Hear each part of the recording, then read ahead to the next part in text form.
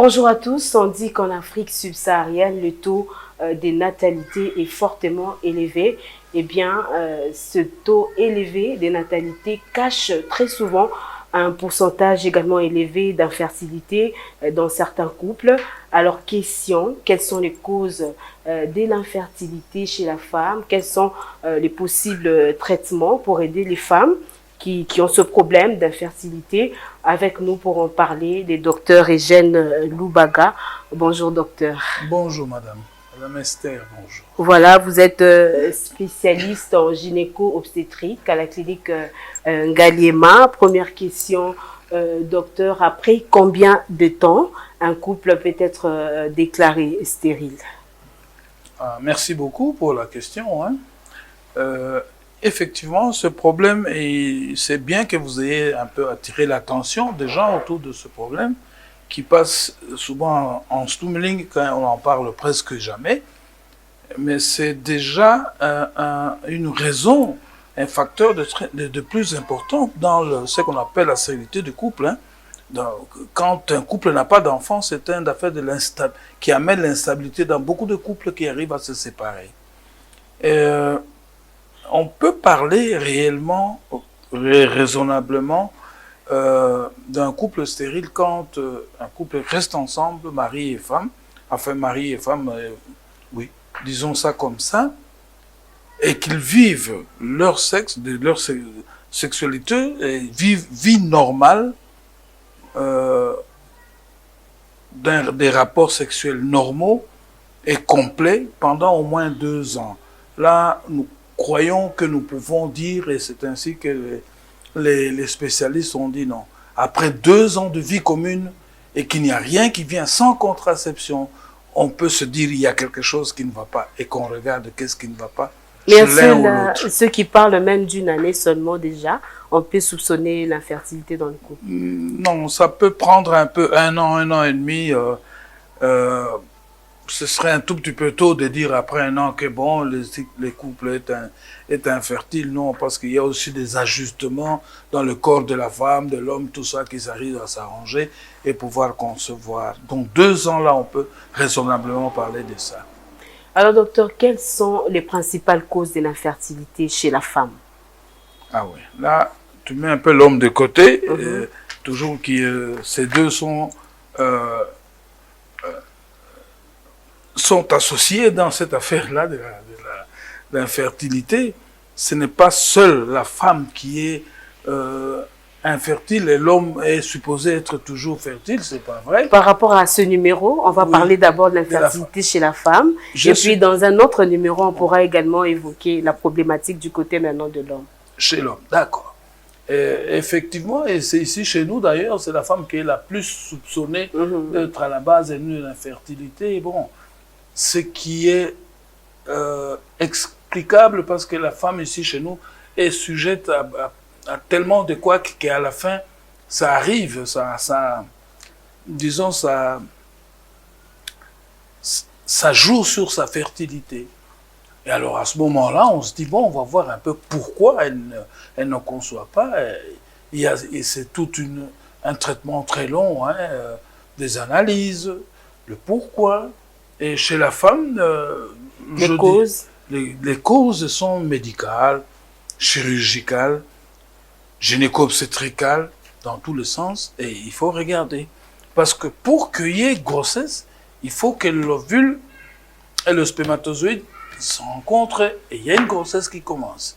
Mais si on ne sait pas faire ça, si la rencontre ne peut pas se faire, il n'y aura pas de grossesse qui va venir. Pour quelle cause? Je dirais médicale, dans certaines maladies qu'une femme peut contracter. Allez, parlons de la tuberculose ou de problèmes hormonaux, tout ça, problèmes de sang, tout le bazar, du goitre par exemple, certaines pathologies qui font que l'ovulation ne peut pas se faire correctement, compte tenu de plusieurs éléments qu'on peut trouver. On ne va pas entrer dans tous ces détails. Ça, c'est un. Deuxièmement, les infections jouent un grand rôle aussi. Les infections, une infection qu'une femme peut contracter parce qu'elle peut être sujette facilement à faire des infections. Des infections urinaires? Non, pas nécessairement. C'est plutôt des infections gynécologiques. qui affectent directement l'utérus et les trompes, le chemin normal que l'œuf suit pour venir dans l'utérus. Donc, ces infections peuvent jouer dans le... Je prends par exemple l'exemple des chlamydiés, par exemple. Là, ça affecte sérieusement le trajet que doit emprunter l'œuf pour arriver dans l'utérus. Et il y a, disons, des raisons chirurgicales, par exemple. Si une femme a été opérée à l'époque pour un problème abdominal qui n'a rien à voir avec ses ovaires, ses trompes et l'utérus, et les intestins par exemple, l'estomac, ça peut suivre qu'après ces opérations-là, il y a des adhérences, il y a plein de trucs qui font que la descente normale d'un œuf fécondé ne se fait plus correctement. Il y a aussi maintenant les raisons gynéco-obstétricales qui sont liées à la femme elle-même. Vous savez que les hormones jouent un rôle majeur dans ce genre de trucs. Et ce sont des examens qu'il faut faire vraiment très attentivement en regardant d'abord quel type d'hormones qu'elle a. Et là, les types d'hormones que nous connaissons, qui sont liés à la fécondité. Et si elles sont, on ferait alors un petit bilan hormonal. Si ce bilan est tout à fait normal, on fait des examens classiques pour voir s'il n'y a pas des infections ou des trucs comme ça. On fait des examens où on voit, on examine le vagin, on examine le col, on examine tout ça pour voir un peu. On fait d'autres prélèvements chez la femme qui montrent que son organisme sécrète aussi beaucoup il sécrète genre la glaire cervicale, et on fait des tests unaires pour voir si ça passe bien, si cette glaire est correcte, et si c'est avec ce spermatozoïde, ça s'entend très bien, la fécondation peut continuer, peut se faire, et l'œuf peut être bien protégé. Tout ça, et voir aussi la propriété de la femme.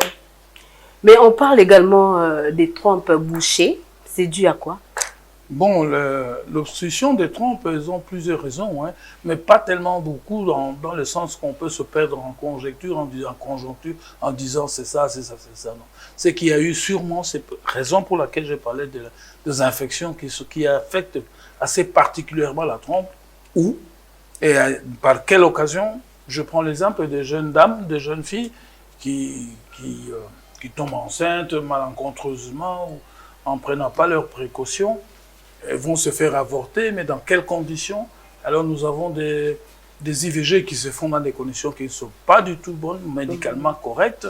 Et là, avec l'infection, automatiquement, les trompes se bouchent très facilement. Mais on dit également qu'il y a certaines femmes qui n'ovulent pas. Pourquoi? Ça c'est un problème purement hormonal. Hein. C'est l'organisme de la femme, ses ovaires ne produisent pas suffisamment d'hormones pour arriver à ce qu'un follicule arrive à maturité et puisse ovuler, ça c'est clair. Ça, c'est pourquoi il faut voir hormonalement comment elle est. Et si on voit que sur le plan hormonal, tout est normal, on peut aider ses ovaires avec quelques petits médicaments qui peuvent débrancher les choses et peut ovuler normalement. Est-ce qu'on peut naître avec une impossibilité à concevoir? S'il y a une malformation au départ, dans le chemin, là, dans ce tractus, c'est sûr que vous ne concevez pas. Et là, on peut tout faire, c'est difficile, à moins que hormonalement, ça va, mais mécaniquement, donc, par ce que je disais, trompe, ovaire, trompe et compagnie, ça ne passe pas. Mais hormonalement, par la tueuse en règle, on peut alors essayer à soigner ça par, je suis déjà dans l'autre côté, le traitement, à soigner ça par autre chose, par une de procréation médicalement assistée. On peut aider le couple à avoir un enfant. Si par exemple chez l'homme ça va et que chez la femme il n'y a que ça, on peut aider à ce qu'un couple puisse concevoir en faisant une fécondation in vitro. Mais on voit aujourd'hui avec les jeunes filles qui se marient en retard, les temps déterminés, le cursus académique. Est-ce que l'âge de la femme, quand la femme arrive déjà à atteindre 30 ans, 35 ans, est-ce que ce retard de concevoir peut aussi réduire les chances pour la femme d'avoir des enfants? Oui, on dirait que naturellement, si vous avez une jeune femme qui arrive, comme vous le dites, les études de 30 ans, 32, 33 ans, euh, et qu'elle est vierge, qu'elle n'a pas eu beaucoup d'infections ou elle n'a pas eu une activité sexuelle à ce moment-là, on serait pas, ce ne serait pas vraiment une raison valable de dire que elle ne peut pas concevoir facilement. Non. Mais est-ce que ça ne réduit pas les chances? Ça peut réduire un peu les chances, l'âge qui avance aussi. Le corps aussi ne s'adapte plus parce qu'il y a d'autres pathologies qui peuvent se mettre dessus, genre un utérus qui devient myomateux, tout le bazar. À cause de son âge, il devient myomateux et là, ça pose des problèmes. Il faut d'abord passer par une intervention pour que ça vienne. Donc, elle a plus de risques de concevoir plus difficilement qu'une fille, par exemple, qui a 24, 25 ans, où tout est encore assez facile, et le fait. Et l'usage des certaines méthodes des planifications familiales, par exemple la pilule, les stérilés, les implants, est-ce que ça a également des conséquences? Ça peut entraîner à l'infertilité chez la femme? Oui, pas nécessairement. Hein. Disons, on peut avoir disons, un couple ou bien une dame qui a une certaine mauvaise réceptivité de ça, hein, qui est très sensible aux hormones qu'ils prennent, parce que la pilule comme telle, quel type de pilule, est-ce qu'il supporte bien cette pilule-là, disons, ces hormones qu'on lui donne en surplus de ce qu'elle a? Et il y a d'autres, ça dépend un peu de la réceptivité de la femme aussi. Hein. Le stérilet, le seul risque qui est là, enfin pas le seul risque, le risque principal, c'est que ça puisse créer une infection qui a des répercussions sur cette trompe, et dans l'utérus aussi, qui peut avoir des problèmes sur l'endomètre, là où l'œuf devra se cacher dans un premier temps. Et on parle également des ovaires polykystiques. Hein? Effectivement. Je ne sais pas, ça signifie quoi? Ça signifie que ces ovaires, au lieu d'avoir des follicules qui sont habituellement, parce qu'il y a toujours, l'ovaire sélectionne sa follicule qui va avoir une ovule qui va être expulsée et entrer dans la trompe. Et alors, quand ces follicules qui se forment parce que la femme a un stock d'ovaires d'à peu près 400 000 ou quelque chose comme ça, et il y a chaque fois, à chaque cycle, il y a un ovaire qui donne un œuf, en d'autres termes, il y a un qui est sélectionné, ça c'est un jeu hormonal qui se fait, qui sélectionne un œuf et qui devient alors là un follicule normal, qu'il évacue, et il évacue l'œuf au 12e, 13e, 14e, 15e jour, et là ça ne pose pas de problème. Mais quand il y a des œufs qui, disons des follicules qui démarrent, et puis à un certain moment ça s'arrête, ou bien qui démarrent 4 ou 5 à la fois, tu as un ovaire qui aura un surplus de, disons, de follicules, et qui sécrète à ce moment-là, il y a trop d'hormones, et vous avez alors ces œufs qui font que ces ovaires commencent à grossir parce qu'il y en a trop plein. C'est tout. Dans ces cas, qu'est-ce qu'on fait? Dans ces cas, quand ça devient un gros kyste ovarien, micro ou macro, ce qu'on fait, on opère et on diminue un peu la quantité de surplus en faisant des petites incisions cunéiformes sur l'ovaire, et voilà. Et on a un ovaire qui sécrète encore la quantité acceptable par l'organisme de la femme. Et parmi les causes de l'infertilité chez la femme, on cite également l'endométriose. Oui. C'est quoi l'endométriose? L'endométriose, c'est un peu... vous voyez, il y a ce qu'on appelle des myomes utérins, classiques normes, qui viennent du myomètre, d'autres tissus, utérins. Mais l'endométriose, c'est un peu le myomètre, hein, qui généralement commence à se développer d'une façon un peu incontrôlée et qui colonise tout l'utérus. En colonisant l'utérus, vous avez un utérus qui gonfle anormalement. Et là, c'est très très difficile. Là, ça cause également l'infertilité chez la femme. Endométriose, parce qu'il y a d'autres cellules endométriales qui vont dans le ventre, en dehors, qui suivent le chemin de l'utérus, de la trompe, et qui sont et constituent des sièges où l'endomètre se développe en dehors de l'utérus, parce qu'il doit avoir, il se développe dans son tissu normal, qui est l'endomètre. Mais quand il va ailleurs, là, ça pose des problèmes, réellement. Est-ce qu'il existe également des causes inexpliquées de l'infertilité chez la femme? C'est-à-dire, après avoir fait tous les examens possibles, on ne trouve rien, mais dans l'entretemps, la femme n'a pas toujours d'enfant. Effectivement, il y a des couples comme ça, on trouve la femme, on l'examine sous toutes les coutures, tout à fait normal, le mari aussi, mais les deux ensemble, là, c'est une incompatibilité que, par exemple, les sexologues et les andrologues peuvent nous dire pourquoi ça ne marche pas. Et quand la femme est épousée par quelqu'un d'autre, il fait des enfants. Et le monsieur, quand il prend une autre femme, il fait des enfants sans problème. Il y a comme ça des cas. Hein, oui, il y a des cas comme ça. Beaucoup de cas comme ça. Beaucoup, c'est un peu trop dire. Là, c'est un problème d'incompatibilité, alors. Probablement. Il y a souvent des causes de compatibilité hormonale qui font que ces deux-là, ces deux œufs, ces deux gamètes ne parviennent pas à entrer en contact. Et voilà. Et on parle également de la stérilité ou encore l'infertilité secondaire. Ça touche 7% des couples. Cela est dû à quoi? Cela est dû, bon, l'infertilité secondaire. Secondaire. Oui, ça signifie que quelqu'un était infertile à un certain moment pour une raison ou une autre, qui a été soigné et ça a marché.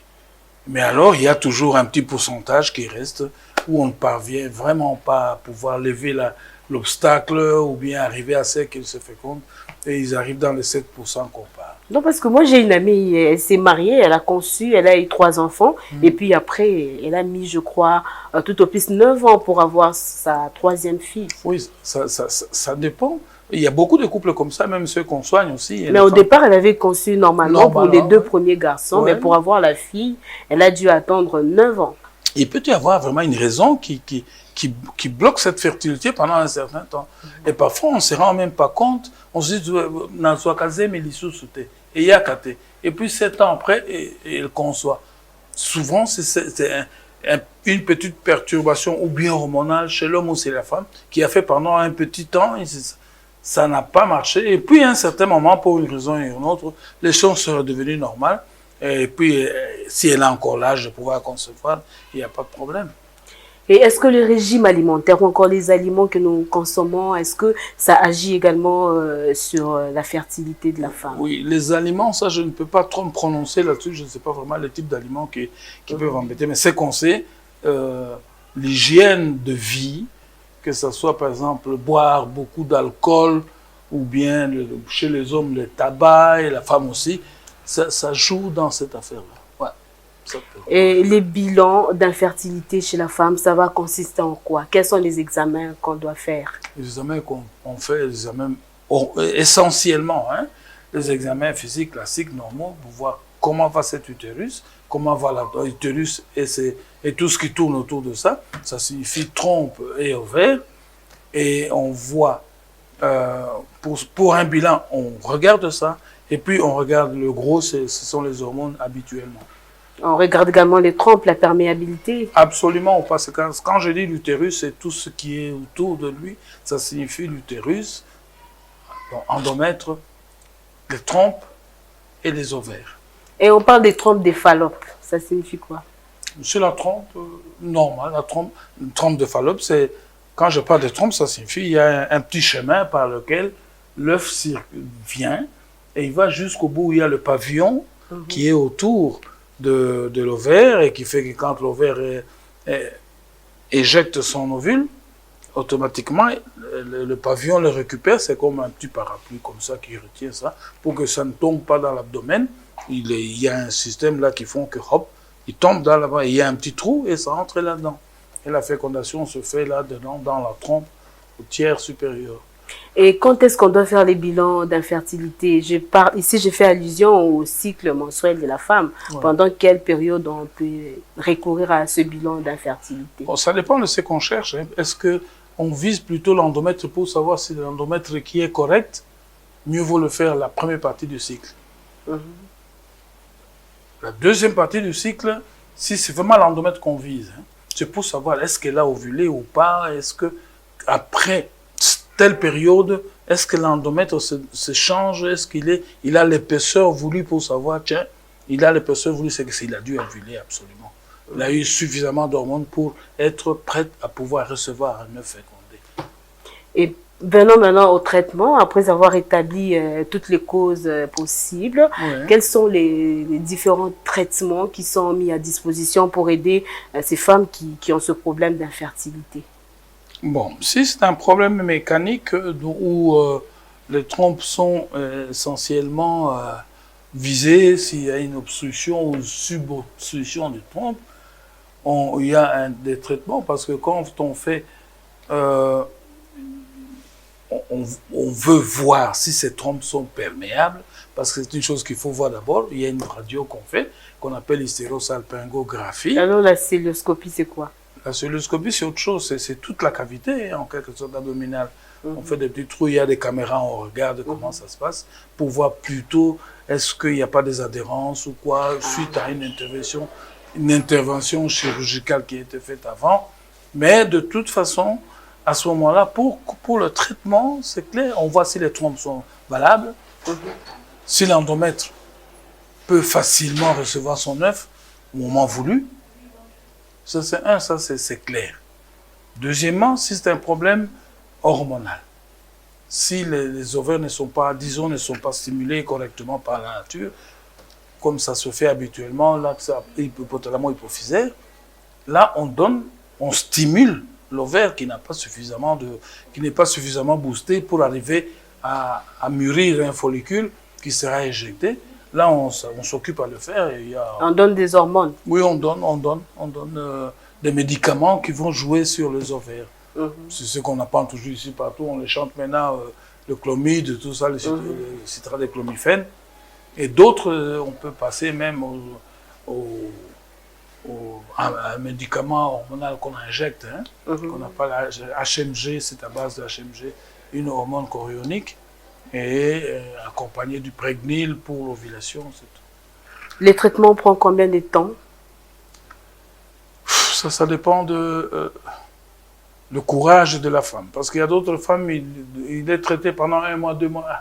Il y a d'autres qui disent qui sont déterminés. Déterminés, ils vont y aller pendant 5 jusqu'au bout, jusqu'à trouver la solution. Jusqu'à trouver la solution. Il y a facilement des cas où on débloque la machine facilement si c'est l'ovaire qui posait des problèmes et qu'on donne la bête chlomide et puis ça marche.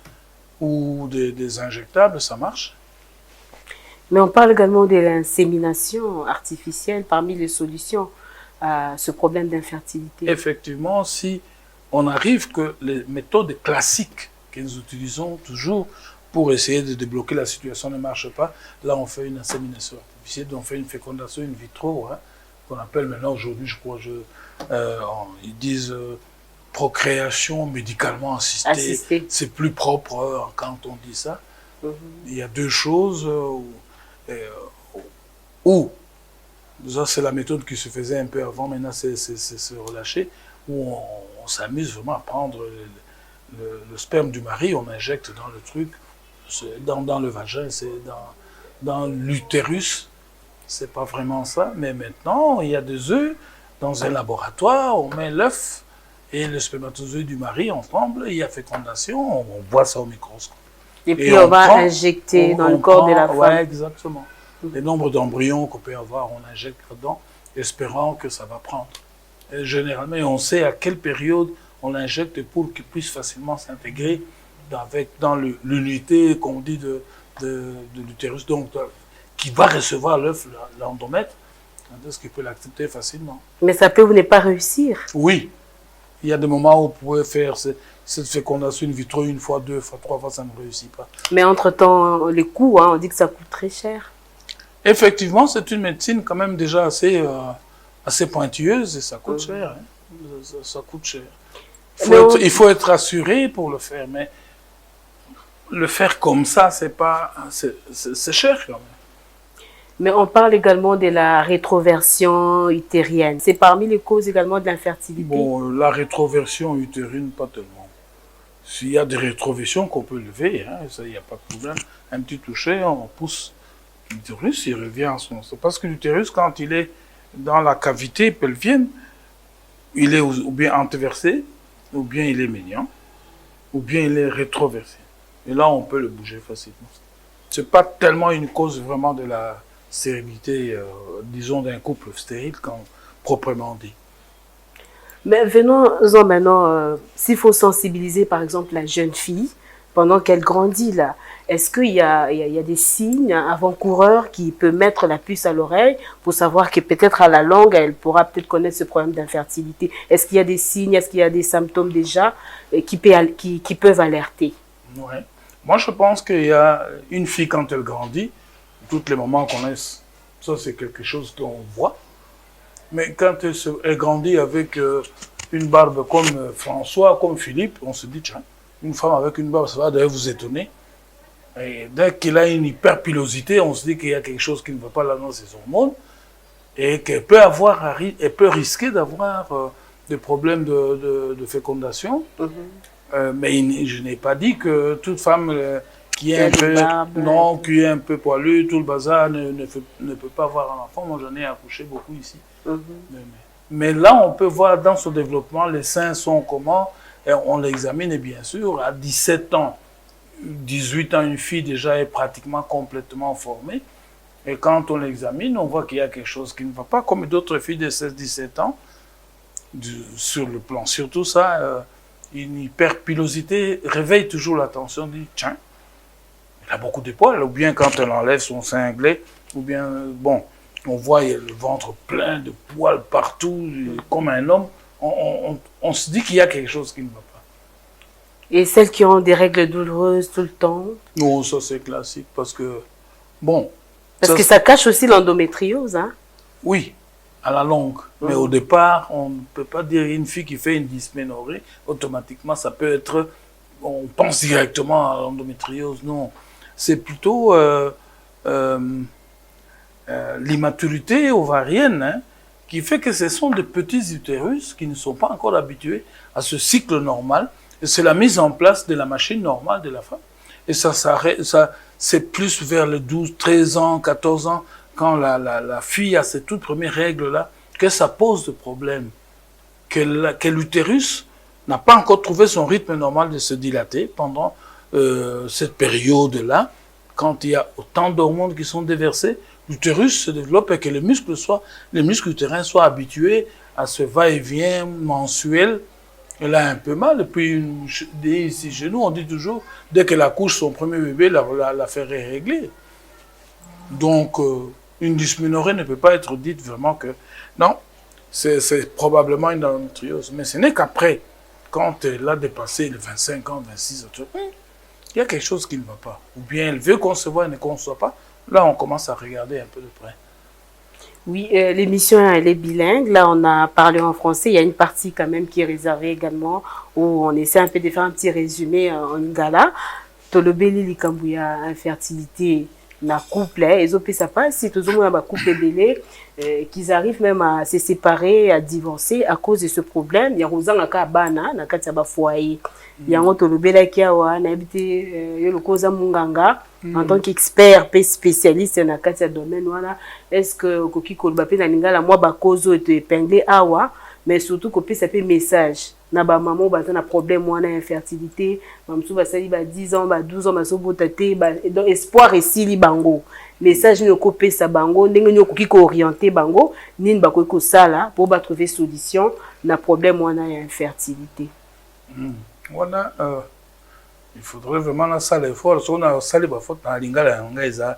Le problème c'est l'essentiel ka ba maman ba comprendre o bazana pour basi bazi belé bazo lela, il y a des femmes vraiment bazo lela pour na kozanga mabota.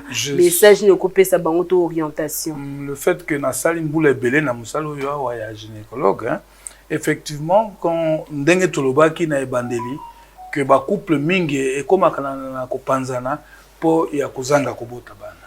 Et tolobi que ce couple fait ensemble normalement sans problème, sans handicap pour contraception, bazar, kaka normal, boulami balé déjà, il faut qu'on se poser ma question pour nanine. Il y a biloko ya kana mwasi moi par exemple, il a une malformation, il y a kubota ma congénitale dans abotami déjà abotami déjà kuba côté ba trompe na bien ou bien côté vagin na bien ou bien il y a un diaphragme ou bien il y a quelque chose qui fait que à koki ko botate à mon gynécologue atala makamino wana ba hormone na ye, est-ce que ba pasola qui était, est-ce qu'il n'y a pas une autre cause, est-ce qu'il n'y a pas une autre maladie qui a interféré, est-ce que tout ça est nécessaire? Il faut koya pa ye munganga po atala likambo. Est-ce que ba maman baza na problème wana baza na espoir ezaki ba ke bota kaka? Si par exemple la cause oyo est indiquée Ambotate est facilement levable, hein, mutoko, ba minganga ba oké ko soigner ngo balongo ya koko bota. Moi j'ai beaucoup d'autres qui viennent ici à 40 ans, il a son premier enfant. C'est un peu tard quand même, à 38 ans, mais à force de le soigner, ça va. Ou alors carrément ça ne va pas, parce que les camons à fécondation in vitro, bébé aïe, s'il y a une raison qui fait que les deux œufs ne se retrouvent pas. Mais une vie ton autre le bien délicat bon parce que ça cher na Congo quand on dit bah ça la route ceux qui new médecine dans ça pour ne pas faire la publicité bah sans que ça karamuki oh bah ça non bah une vie trop gros moyen peine déjà limité pour na recourir na ba procédé wana ah ouais peine biso na Congo vraiment na Kinshasa essentiellement et bandi ko sala ma bandi ko ya muke ba centre yango hein des laboratoires qui s'occupent de ça. Et bandi koya mike mais mingite parce qu'effectivement pour la prix ça coûte cher et ça demande quand même pareil mingi pour comme à niveau ya pour maintenir makiwana et ça musala monene. C'est pourquoi ça coûte quand même cher pour avoir auto ko zanangwa et peine biso pour les mingite même en Europe. Bon, là, il y a des assurances, va s'arranger. Docteur, Moutona Souka, maman peut charger, on a posé une question.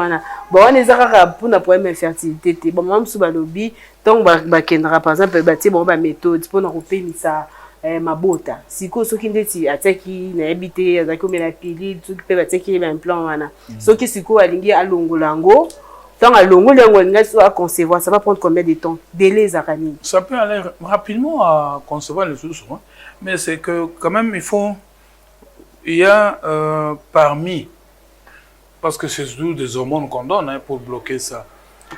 Neti, toujours exemple, il y a bateau, un plan, je ne fais pas quelque chose pour bousculer leur commerce et quoi. Un plan, ce sont des hormones qu'on met, qui restent en permanence dans l'organisme. Ce sont des hormones classiques, mais des hormones de synthèse qu'on donne.